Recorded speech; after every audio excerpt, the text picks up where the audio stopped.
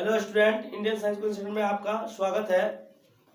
चलिए देखते हैं क्लास 10वां का क्लास 10th का एक सवाल है। 1848 ईस्वी के फ्रांस के क्रांति का कारण क्या थे।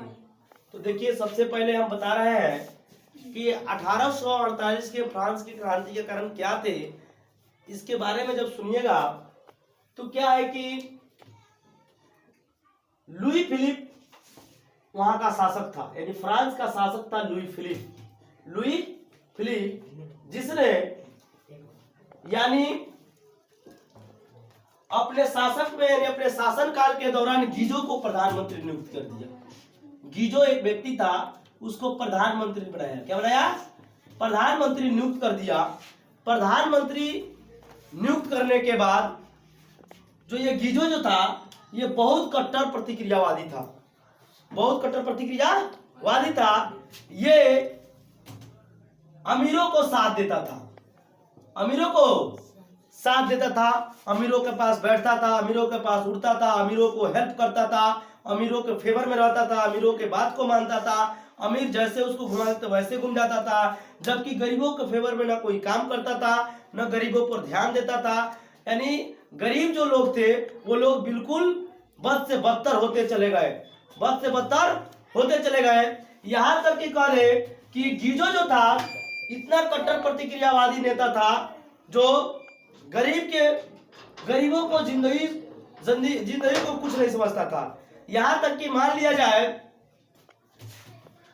जाए कि गीजो जो था वो अपने कट्टर प्रतिक्रियावादी होने की वजह से और गरीबों को साथ नहीं देने की वजह से, वहां के अमीरों को हाथ बटाने की वजह से वहां के लोग जो था भूखमरी से मरने लगा।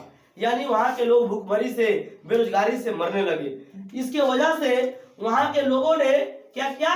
फ्रांस के लोगों ने फ्रांस में क्रांति की लहर लाई, क्रांति की, यानी उसके गीजो का आलोचना होने लगी। और गीजो की आलोचना इतना हुई कि 1848 ईस्वी में उसके यानी फ्रांस में क्रांति हुई। अब इसने बचने के लिए फ्रांस के गद्दी को छोड़ दिया और इंग्लैंड में चला गया।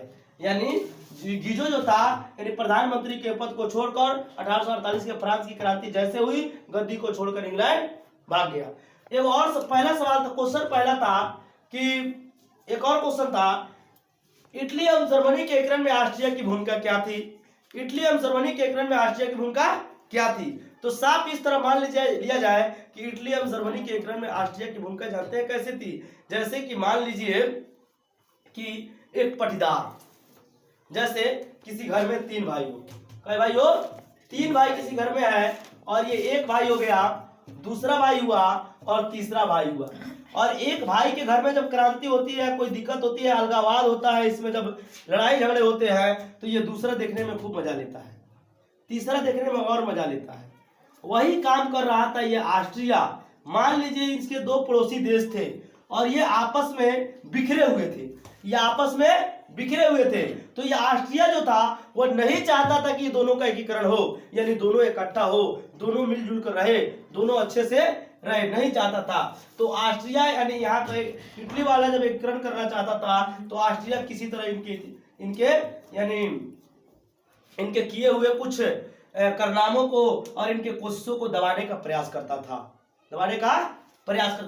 और इसी तरह जर्मनी जब कुछ चाहता था, जर्मनी के लोग जब एकीकरण करना चाहते थे तो फिर ऑस्ट्रिया उसमें जाकर ये काम करता था। जैसे पहले था अंग्रेजों द्वारा फूट डालो राज करो, वैसे ये काम करता था ऑस्ट्रिया। दोनों देशों को एकीकरण होने से रोक रहा था। यानी ये भी अलग अलग राज्यों में बटे हुए थे तो इनको भी नहीं एकीकृत होने दे रहा था, और ये भी अलग अलग राज्यों में बटे थे, इनको भी एकीकृत नहीं होने दे रहा था। देखते हैं गांव में जैसे झगड़ा उगड़ा होता है तो 2 गिरोह के बीच जब मारपीट होता है तो तीसरा देखकर खूब मजा लेता है, कहता है ये फलानिया ऐसा बात करता है, बाप रे तुमको ऐसे कर दिया, हम रहते तो उसको बस ना मारते कि पटवा देते। वो दरवाजा पर चढ़कर तुमको गाली दे दिया है, ऐसे कर दिया है, वैसे कहता है सब, समझे? तो कहने का मतलब है कि सेम एक पटदार का काम करता था ये ऑस्ट्रिया इटली के एकीकरण में। ठीक है, तो इस तरह करके यानी कोई कहेगा कि यानी हम कह देंगे कि इटली एवं जर्मनी के एकीकरण में अगर सबसे बड़ी बाधा कौन होती तो कौन था? ऑस्ट्रिया था जिसने मुसोलिनी के एकीकृत होने से रोक रहा था। ठीक है, तो फिर हम मिलते हैं नेक्स्ट वीडियो में। आप हमारे चैनल को अगर सब्सक्राइब नहीं किए तो सब्सक्राइब करें, बेल आइकन को दबाएं और उसके बाद से लाइक करें और शेयर करें। धन्यवाद।